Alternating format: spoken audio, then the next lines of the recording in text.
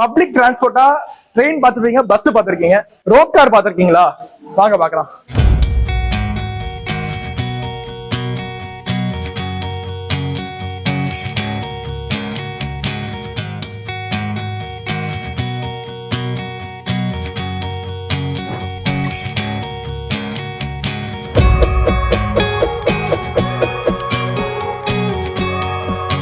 இப்போ ரொம்ப இம்பார்ட்டன்டான ஒரு இடத்துக்கு வந்திருக்கோம்.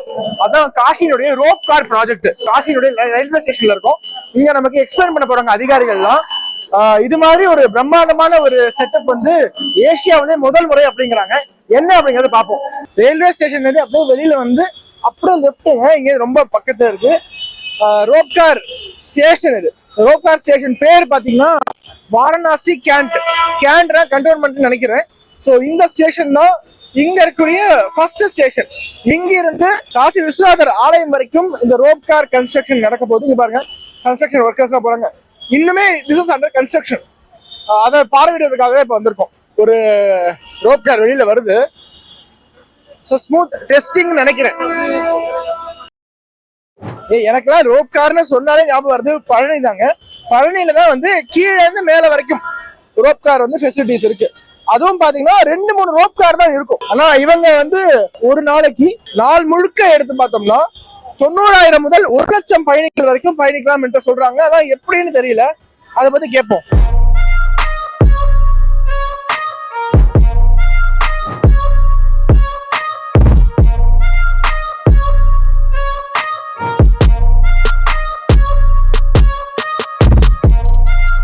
இதுதாங்க என்ட்ரி. இந்த ரோப் கார் ஸ்டேஷனோட என்ட்ரி. இது அன்பெய்டு ஏரியா. யார் வேணா இங்க வரலாம், பார்வையிடலாம். ஸ்டெப்ஸ் இருக்கு, லிஃப்ட் இருக்கு, எஸ்கலேட்டர் வருமானு தெரியல, எஸ்கலேட்டர் வரலாம். இது வந்து அன்பெய்டு ஏரியா. கன்ஸ்ட்ரக்ஷன் நடந்துகிட்டு இருக்கு. ஃபர்ஸ்ட் மாடி, ரெண்டாவது மாடியில ரோப் கார் இருக்கு போல. சோ இந்த இடம் தான் டிக்கெட்டிங் ஏரியா. இங்க பாருங்க, என்ட்ரின்னு இருக்கு. இது ஒரு பெய்டு ஏரியான்னு எழுதி இருக்கு. நம்ம மெட்ரோ ஸ்டேஷன்ல நீங்க பாத்திருப்பீங்கல்ல, ஒரு இடம் இருக்கும். அந்த இடத்துல நீங்க கார்டோ இல்ல அந்த QR கோட ஸ்கேன் பண்ணிட்டு அதுக்கப்புறமா அந்த இது ஓப்பன் ஆகும், நம்ம உள்ள போவோங்கிற மாதிரி இங்க இருந்து பெய்டு ஏரியா ஸ்டார்ட் ஆகுது. இங்க இருந்து பாத்தீங்கன்னா டிக்கெட் இருந்தா மட்டும் தான் இதுக்குள்ள போக முடியும். இது வந்து டிக்கெட்டிங் ஏரியா இங்க இருந்து ஸ்டார்ட் ஆகுது. ரோப் கார் வந்து பாத்தீங்கன்னா இதுக்கு அடுத்த ஃப்ளோர்ல இருக்கான். இதுல இருந்து அடுத்த ஃப்ளோர்ல வந்து ஸ்டார்ட் ஆகுதான். நம்ம ரோப் காருக்கு போவோம்.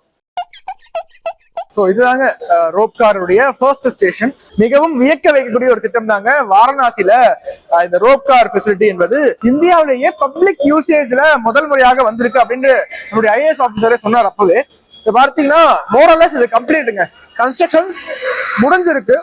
அடுத்த வருஷம் ஜூன் 2026க்குள்ள பப்ளிக்குடைய பயன்பாட்டிற்கு வந்துவிடும் அப்படிங்கிறாங்க. இத கன்ஸ்ட்ரக்ஷன் பாத்தீங்கன்னா விஸ்வ சமுத்ரா அப்படிங்கிற ஒரு நிறுவனம் தான் இதை வந்து கன்ஸ்ட்ரக்ட் பண்றாங்க. இது வந்து ஒரு ஹைதராபாத் பேஸ்ட் கம்பெனி அப்படின்னு சொல்றாங்க. நிறைய சேஃப்டி மெஷர்ஸ் எடுத்திருக்காங்க. இவருடைய ரா மெட்டீரியல்ஸ் அனைத்துமே சுவிட்சர்லாந்துல இருந்து இறக்குமதி செய்யப்படுகிறது என்பதை அந்த பொறுப்பாளர் இப்ப சொன்னாரு. இது வந்து ஃபர்ஸ்ட் ஸ்டேஷன். மொத்தம் 4 ஸ்டேஷன் இருக்காங்க. இது வந்து அங்க இருக்கக்கூடிய ஃபர்ஸ்ட் ஸ்டேஷன். ரயில்வே ஸ்டேஷன் பக்கத்துல இருக்கக்கூடிய ஸ்டேஷன்.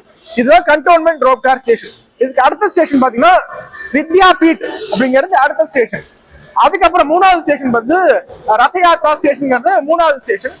4வது தான் காசி விஸ்வநாதர் ஆலயத்தினுடைய கேட் நம்பர் 4க்கு மிக அருகாமையில் இருக்கக்கூடிய 500 மீட்டர் தான். ரோப் கார் லாஸ்ட் ஸ்டேஷனுக்கும் காசி விஸ்வநாதர் ஆலயத்துக்கும் 500 மீட்டர் தான் வந்து தூரமா. கடைசி ஸ்டேஷனுக்கு பேரு கடௌலியா ஸ்டேஷன்.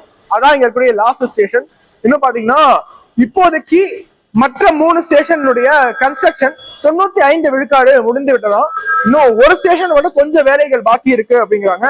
ஒட்டுமொத்தமாக டிஸ்டன்ஸ் பாத்தீங்கன்னா இங்கிருந்து அந்த லாஸ்ட் ஸ்டேஷன் 4வது ஸ்டேஷன் வரைக்கும் 3.85 கிலோமீட்டர்ஸ் வந்து டிஸ்டன்ஸுங்க. அதுல வந்து இது வந்து first urban rope car system in India அப்படிங்கிறாங்க. என்ன ரீசன்னா இங்க பாருங்க, இப்போ ரயில்வே ஸ்டேஷன் பக்கத்துல நம்ம இருக்கோம். இங்கேயே சுத்தி வந்து ஹோட்டல்ஸ் எல்லாம் இருக்கு. ஆனா இங்க இருந்து பங்கிட்டு நீங்க வந்து காசினுடைய குறுகிய சாலைகளை நீங்க போய் சேர்வதற்கு ரொம்ப நேரம் ஆகி விடுகிறது. இதனால டிராபிக் கன்ஜெஷனும் அதிகமாகுது. ஒவ்வொரு ஊருக்கும் ஒவ்வொரு பிரச்சனை இருக்கும். அப்படி காசியினுடைய பிரச்சனை என்பது இந்த கன்ஜெஷன், டிராபிக் கன்ஜெஷன் தான் ஒரு பெரிய ப்ராப்ளமாக இருக்கிறது. அதை தடுக்க வேண்டும் என்பதற்காக தான் இந்த ரோப் கார் ஃபெசிலிட்டிஸ் வந்து ஏற்பாடு செய்திருக்காங்க. One of the most resilient, strong and safe ஒரு சிஸ்டம் தான் இவங்க வந்து ஃபாலோ பண்றாங்க. அதாவது இந்த ஸ்டேஷன்ல இருந்து அங்க போவதற்கு, லாஸ்ட் ஸ்டேஷன் போவதற்கு 3.85 கிலோமீட்டர்ஸ் சொன்னேன் இல்லையா, நடுவில் இருக்கிற ஸ்டாப்பிங்ஸ் உட்பட 16 நிமிடங்கள் 16 நிமிடங்கள்ல இங்கிருந்து அங்க சென்று விடலாம். காசியினுடைய ஸ்டேஷன்ல இருந்து அங்க வெறும் 16 மினிட்ஸ்ல போயிடலாம் என்பதுதான் இவங்க கொடுக்கக்கூடிய தகவலாக இருக்கு. இதை தவிர 4வது ஸ்டேஷன் தவிர இன்னும் ஒரு ஸ்டேஷன் இருக்கு, அது டெக்னிக்கல் ஸ்டேஷன், பப்ளிக்குடைய பயன்பாடு கிடையாது. 5வதாக ஒரு ஸ்டேஷன் இருக்கு, அது கிரிஜா கர் அப்படிங்கிற ஸ்டேஷன் தான் 5வதாக இருக்கக்கூடிய ஸ்டேஷன். அது டெக்னிக்கல் டீமுக்கு மட்டும்தான், நமக்கு கிடையாது. ஒரு ஸ்டேஷன்ல பாத்தீங்கன்னா நேராக சென்று 90 டிகிரி டர்ன் எடுக்குதான். இந்த ஒரு இடம் வந்து 90 டிகிரி டர்ன் எடுக்கிற அளவுக்கு இவங்க வந்து ஃபெசிலிட்டிஸ் பண்ணிருக்காங்க. எஸ்டிமேட்டட் காஸ்ட் 800 கோடிக்கும் மேல 800 கோடிக்கும் மேல செலவுல இந்த ப்ராஜெக்ட் வந்து முன்னெடுத்திருக்காங்க. இதுல வந்து சாயில் டெஸ்ட் பண்ணி பாத்துருக்காங்க. நிறைய மாவட்டங்களுக்கு மெட்ரோஸ் கொடுக்கும் போது ரீசெண்டா கூட கோயம்புத்தூர் கொடுக்கல, மதுரை கொடுக்கல, மெட்ரோ கொடுக்கல என்றெல்லாம் பேசிட்டு இருந்தாங்க இல்லையா. இதுலயும் டெஸ்டிங் பண்ணிருக்காங்க. வாரணாசில சாயில் டெஸ்டிங் பண்ணிருக்காங்க, feasibility டெஸ்டிங் பண்ணிருக்காங்க. But this is not feasible for metro என்று சென்ட்ரல் கவர்மெண்ட் அறிவித்திருக்கு. அப்போ மெட்ரோ இல்ல, வேற என்ன ஆப்ஷன் பார்க்கும்போது இவங்களுக்கு கிடைத்த ஒரு ஆப்ஷன் தான் ரோப் கார் ஃபெசிலிட்டிஸ். ஒரு கூடையில பாத்தீங்கன்னா 10 பேர் உட்காரலாம். 1 2 3 4 5, இந்த பக்கம் 5 சீட்டு, அந்த பக்கம் 5 சீட்டு, ஒரு கூடையில 10 பேரு. ஒட்டுமொத்தமாக 150 கண்டோலாஸ். இது வந்து ஒரு கண்டோலாங்க, இதுக்கு பேர் ஒரு கண்டோலா. ஒட்டுமொத்தமாக 150 கண்டோலாஸ் இருக்கு. இதுல கன்ஸ்ட்ரக்ஷன்லயே பாத்தீங்கன்னா இவங்களுக்கு ஒரு சில சிரமங்கள் ஏற்பட்டிருக்கு. இங்க இருக்கக்கூடிய ஆல்ரெடி இருந்த ஃபெசிலிட்டிஸ் எல்லாம் அகற்றி விட்டு பக்கத்துல ரயில்வே ஸ்டேஷனையும் பாதிக்காத வண்ணம் இவங்க வந்து இதை செயல்படுத்த வேண்டும் என்றால் 1 வருஷம் அதெல்லாம் அகற்றி இவங்க பேசிக் ஒர்க் பண்றதுக்கே 1 வருஷம் ஆயிருச்சான். One of the biggest project இது. நாட்டு மக்கள் அனைவரும் தெரிந்து கொள்ள வேண்டும். இது மாதிரியான இன்ஃப்ராஸ்ட்ரக்சர் டெவலப்மெண்ட் ப்ராஜெக்ட்ஸ் அனைத்து அரசாங்கங்களும் கட்சி பேதமின்றி மக்களுடைய பயன்பாட்டிற்காக டிராபிக் கன்ஜெஷனை தவிர்க்கும் விதமாக, இன்னும் நம்மளுடைய ஊர்ல பாத்தீங்கன்னா ஒரு ரோப்கார் ஒரு ஊர்ல மருதமலை கோவில்ல பல வருஷமா போட்டுட்டு இருக்காங்க, இன்னும் போட்டு முடிச்ச பாடு இல்ல.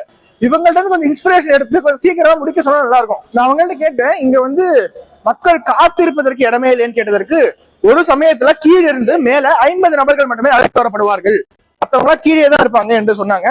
சோ வெயிட்டிங் டைம் அப்படிங்கிறது கிடையாதுங்க. இது குறித்து தமிழ்நாட்டு மக்கள் தெரிந்து கொண்டே ஆக வேண்டும். அதிகமான பேருக்கு ஷேர் பண்ணுங்க.